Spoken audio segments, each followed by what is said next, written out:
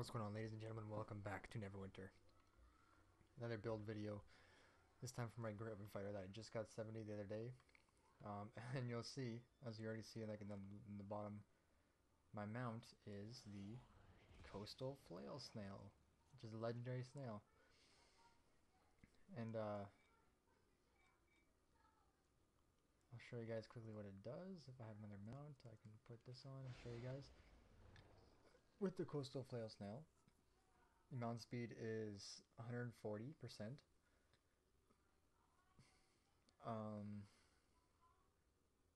The attack stuff is regular, and then you can attack with legendary ones, so it doesn't attack for you. It goes and it knocks things back. And then the equip power is using a daily power, grants 25% of your total action points over 10 seconds, so it's really good for getting your daily again, repeatedly using your daily. Not so great for a Griffin fighter because you're mainly using Sure Strike, you're mainly using your at will, but you do use your encounters and your daily sometimes, so it's good to have.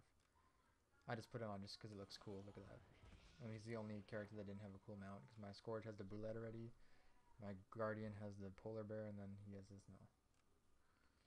So, to show you guys my build, as you see, those are the encounters in the bottom. I'll show you guys what I use. For my stats, this is my gear for right now. I don't really have any good gear as of right now. I'm working on getting some better stuff. I'm working on getting the Lostmo set, but right now I'm using the Twined Rope of Dexterity for that increased critical chance. And my stats are 26 strength, 28 dex. I went for the 18-18 roll, so I had 18 dex, 18 strength. My power, I need to get my armor pen up, so that's what I'm working on. My crit, I'm getting that up too, and my power is okay for now. My powers, I have Sure Strike. I put my 4th point of the Sure Strike, because it's the main thing that you're using. Destroyer is one of the personals I use. I'm going to get that for next. I use Restoring Strike when I'm fighting, like soloing stuff, because it helps me heal without using healing potions. Spinning Strike, you can use that for your daily, but I use Avalanche of Steel, just testing it out. Sometimes I swap between Steadfast and Weapon Master, just for more, but I think Weapon Master is a lot better, so that's why I keep it in. Daring Shout is a must-have. I keep that in all the time because marks everything. I have I'll show you guys why I have it with my feats. I don't use Flourish, even though it does a good amount of damage. I don't use it. Weapon Master Strike, of course, in my LT slot because it debuffs, and it's quite helpful for clearing out like the bunch of group of trash mobs once you've gone unstoppable. Indomitable Battle Strike, IBS. It's basically one of the strongest moves you have, one of the strongest encounters you have. It's the strongest encounter you have, obviously, because you only use this one that does damage aside from the blades, which I'll show you, but it does a ton of damage. Crescendo, I use that for my other daily to do some damage. Hidden Daggers is another one because it buffs you for 30% of damage for 8 seconds. So it gives me, I do 30% more damage for 8 seconds every time to any enemy that I hit with it, or anything that once I use it, I gain 30% extra damage. I'll be getting it to 40 soon, to level 4. Once I start working on getting those, that'll be the second one I get level 4. I'm gonna get Destroyer 4, and then I'm gonna get Hidden Daggers 4. Then I'm gonna get Daring Shout 4. Then I'll get Indomitable 4, and then I'll work on my dailies. I'm gonna get this one 3 sometime soon to try it to see if it does any good. Could be good to use once you have it leveled up. But as based on my skills, I use my rotation is obviously I use Daring Shout to mark everything. Then I use Hidden Daggers, and then I use Indomitable Battle Strike, and then I usually get my Unstoppable. Then I use Hidden Daggers again once I have full Unstoppable. I use Weapon Master Strike a couple of times, and then I'll use Unstoppable, or I'll just use Hidden Daggers and Unstoppable, and just use Sure Strike and attack everything for the extra DPS buff. And then maybe at the end of Unstoppable, I'll use Crescendo. So let's move on to the feats. My feats, I went with the Leah Knowles build. So this is, you can find this on MMO Mines. It's not my build. I didn't make this build, obviously. Just because I feel like I was gonna, her build is like one of the better ones to use, anyways. And the build I made wasn't really working very well. So you got 3 on toughness for that extra 9% hit points. You got 3 on disciple strength for the increased amount of damage bonus strength gives you. So it's 6% now. I have 1 in unstoppable action. You gain 5% bonus action points for dealing damage while you're unstoppable. So that's that's really good. Your encounter powers deal 6% more damage. I have that up to 3. I have Steely Defense all the way up to 5. Grants you power equal to 20% of your defense. So if I get my defense up higher, I get more power. Increase Weapon Master increases your critical chance by 2%. I have that level 2. And Devastating Critical increases your critical severity by 15%. So my crit chance right now is about 50%, around there, almost. Well, not 50%. I think it's like 44%, 41%, or something like that. Really low, but once I get better gear, I'll get higher, and once I get better enchantments and stuff, my crit severity is 95%. My crit chance does go up though as I'm fighting, because you gain the stack of Weapon Master and all that stuff, and the other things that buff your critical chance. So now moving on to the feats, the Paragon feats. I went with Swordmaster, obviously, from a Paragon path.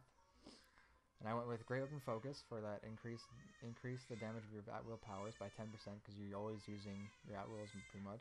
Your at-wills are your main way to DPS. I went with Disciple of War 5, grants you power equal to 25% of your recovery and armor penetration. Weapon Master Strike now also reduces your target mitigation to your encounter powers by 10%.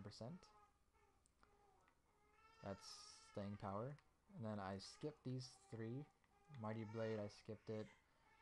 I skipped Unfettered Strikes. I skipped Relentless Battle Fury. And I went with Executioner's Style. Indomitable Battle Strike and Sure Strike now deal 30% bonus damage as target's health diminishes. And I skipped Battle Awareness and I went to Focus Destroyer. Destroyer now has 25% chance to grant a stack when hitting any number of targets. Additionally, Destroyer grants you 3.5% bonus damage per stack. And then I went with the Destroyer's Purpose. You now gain Determination by dealing damage, and Unstoppable also increases your encounter power by 20%, your counter damage by 20%. So you gain a bunch of damage from that. And then I went with Instigator. I put 5 into Student of the Sword. Your critical strikes now lower your target's damages to your attacks by 5% for 5 seconds. And then I went with two feats in Sentinel. The first one is Scale Agility. You gain 5% chance to deflect attacks. And Powerful Challenge, you deal an additional 15% damage to marked targets. This is what works really well with Daring Shout, because you mark everything and then you do 15% extra damage to those things that you marked. So those are my feats. My boons I'm still working on. Obviously, I only have 2 Sharandar ones. I went with Power and Crit, and then haven't gotten any Dread Ring yet. I haven't worked on that. Haven't gotten any Tyranny. I'm working on Tyranny of Dragons to get that Power and Crit. And those are the only ones I got so far. My companions I'm running. I'm gonna get rid of this guy soon because he doesn't really do anything. The Panther, but I have my Iron Stone, which gives me a bunch of my stats. I have I need to get some better gear in this slot, but I'll work on that later. I have Profane 8s right now, and 1 about to be 9. I have the Air Archon, increases your damage against targets not at full health by 2%. Each additional active Archon increases this bonus by 0.5%. So it is,